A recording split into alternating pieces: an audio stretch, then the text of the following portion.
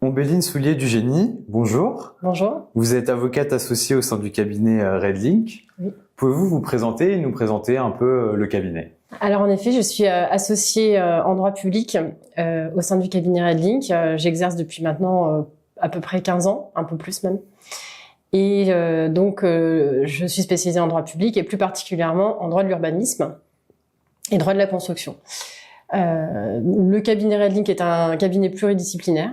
Donc on a plusieurs types de disciplines. On va avoir du corporate, du droit social, du droit commercial et puis évidemment le droit public.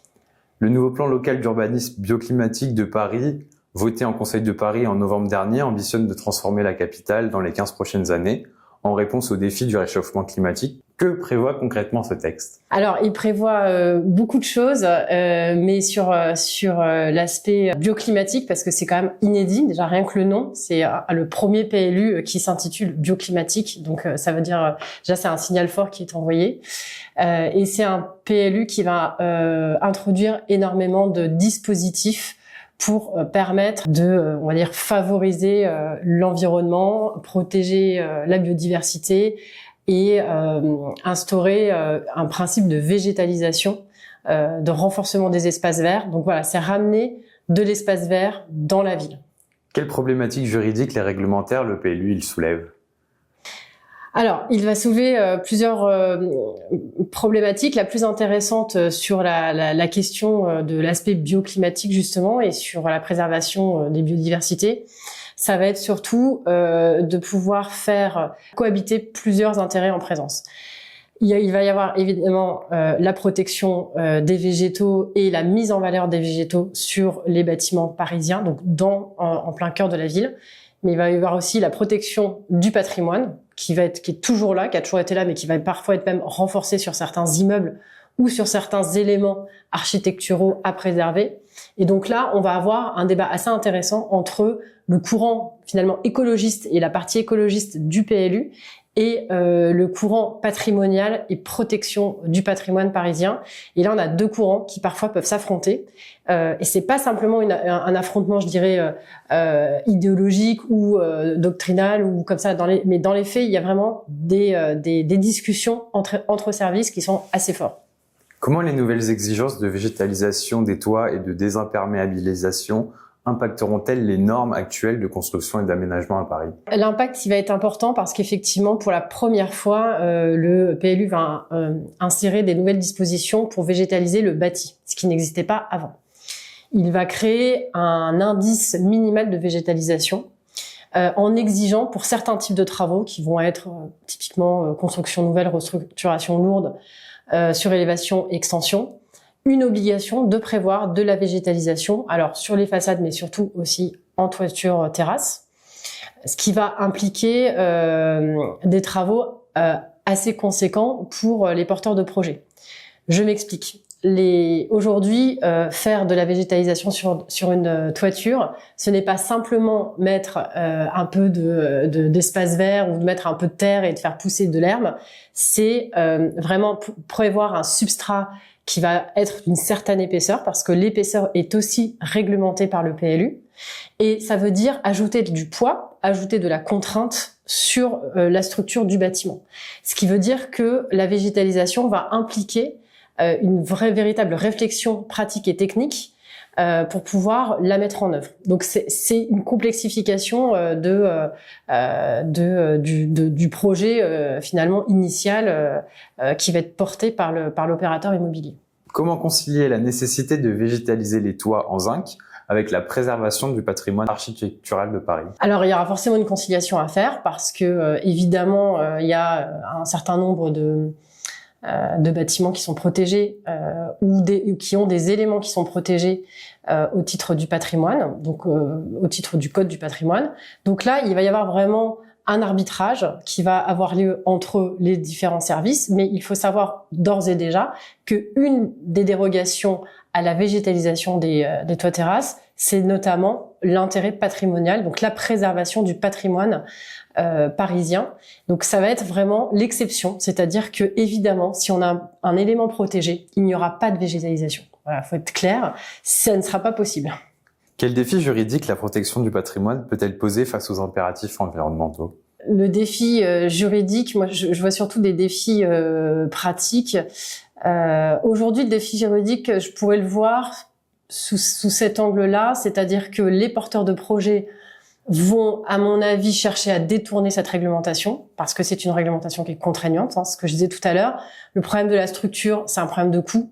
Donc ça va apporter des surcoûts en termes d'études, études structure préalables, en termes d'architectes, de recours à une conception plus complexe. Donc clairement, je pense que les porteurs de projets vont essayer d'aller dans la dérogation. Aller dans la dérogation, ça veut dire qu'il faut justifier d'une impossibilité technique.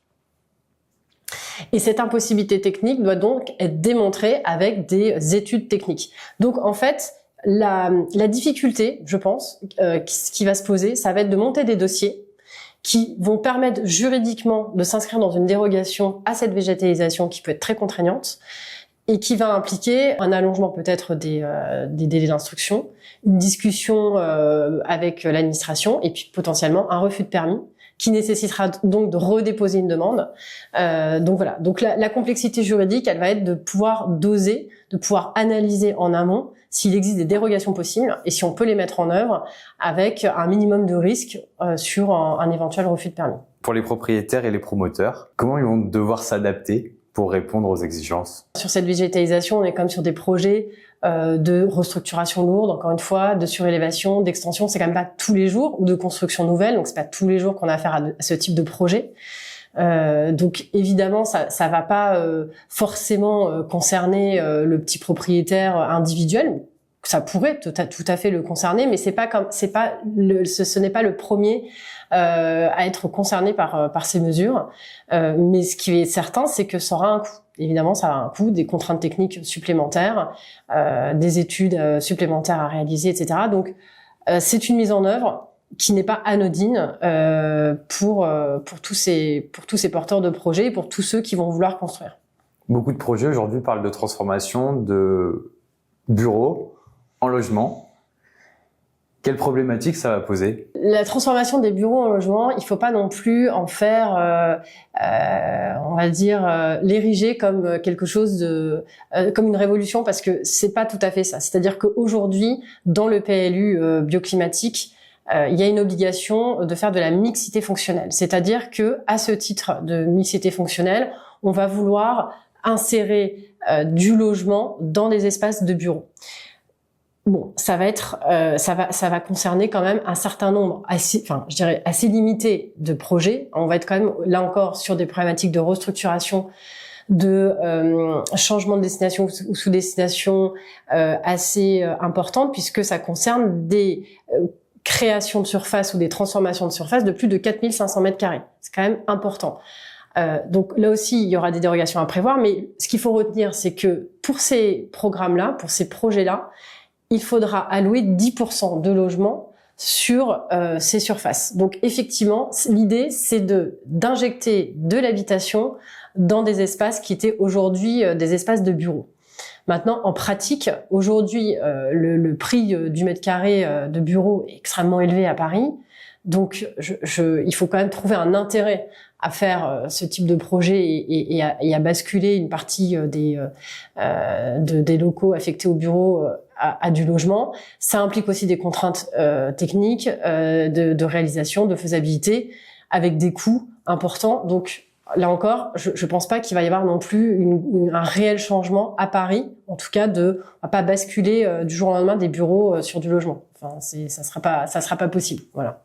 Comment la ville de Paris peut-elle garantir une équité dans l'accès au logement? C'est une bonne question. Il y a beaucoup de choses qui sont faites aujourd'hui sur le logement par la ville de Paris. On connaît tous à peu près la réglementation sur les logements sociaux. Il y a eu un grand renforcement du dispositif de mixité sociale dans le PLU.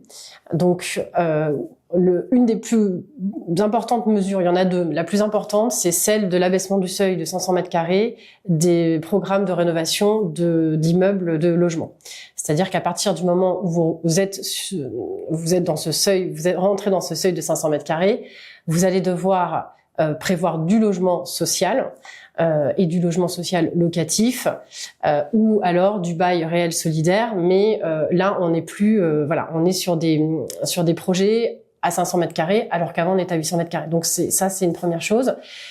Le PLU a aussi créé une nouvelle zone de déficit de logements sociaux en créant une zone d'hyper-déficit de logements sociaux qui n'existait pas avant et qui prévoit un niveau de seuil de logements sociaux à hauteur de 50%, ce qui est très important. Donc là, concrètement, quel arrondissement va être concerné, par exemple, par cette disposition? Le 8e arrondissement. On sait c'est un arrondissement qui est en hyper-déficit de logement social. Donc on sait que pour les rénovations de ces bâtiments d'habitation de plus de 500 mètres carrés de rénovation, de restructuration lourde, changement de destination ou de sous-destination, on va être dedans. Donc, il faudra faire du logement social en fonction de ce qui sera fixé au PLU en termes de pourcentage, etc. Ensuite, il y a une deuxième mesure qui existait déjà aussi, c'est ce qu'on appelle dans le langage un peu familier, c'est le pastillage, mais qui est en fait l'usage de l'emplacement réservé. Donc en fait, il y a un certain nombre de terrains qui sont grevés d'une servitude qui est de l'emplacement réservé, sur lequel il y a une obligation de réaliser des surfaces d'habitation. Et dans ces surfaces d'habitation, on va en plus réaliser du logement social. Donc ça va concerner tout type d'immeuble. Ça ne sera pas forcément réservé à des rénovations d'immeubles d'habitation. Ça peut être n'importe quel immeuble, y compris des immeubles de bureaux. Et du fait de ce pastillage, dès que ces bureaux voudront faire l'objet, dès que les porteurs de projets voudront faire des travaux de restructuration lourde ou de changement de destination ou de sous-destination, c'est toujours un peu les mêmes conditions, les mêmes critères. À ce moment-là, il y aura une obligation de faire du logement aussi dans une certaine proportion et du logement social. Les mesures de ce PLU bioclimatique de Paris, elles sont en adéquation avec les demandes environnementales nationales et européennes? Alors, évidemment, le plus bioclimatique va dans le sens d'une demande aujourd'hui très forte des politiques et de la société civile en général, de prendre en compte les contraintes environnementales, d'intégrer les contraintes environnementales et les effets du dérèglement climatique dans les villes. Le PLU bioclimatique y répond de diverses façons, notamment sur le confort thermique, sur la performance énergétique, sur les matériaux biosourcés. Donc il y a énormément de dispositifs qui sont prévus pour essayer de diminuer concrètement les effets du dérèglement climatique et notamment de trop fortes chaleurs ou de trop fortes pluies.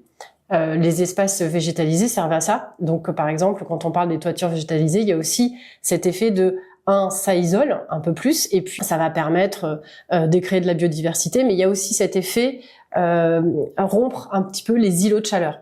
Donc, je pense qu'il y a une attente assez forte. Il y a clairement une volonté, alors, je dirais pas forcément nationale, mais en tout cas localement, il y en a. On voit des volontés politiques locales se développer sur des pratiques qui permettent de prendre en compte ce dérèglement climatique. Il y a eu notamment sur ces 2 dernières années des collectivités qui ont clairement indiqué qu'elles conditionneraient l'octroi de permis de construire à la ressource en eau. Donc ça fait vraiment partie aujourd'hui d'une réflexion que les personnes concernées, donc ceux qui subissent aussi ces dérèglements climatiques, commencent à prendre en compte dans la politique de l'urbanisme. Donc là, c'est vraiment l'urbanisme qui va être mis au service finalement de ces effets du dérèglement climatique. C'est pas simplement l'environnement, c'est essayer vraiment de diminuer les effets de ce dérèglement climatique.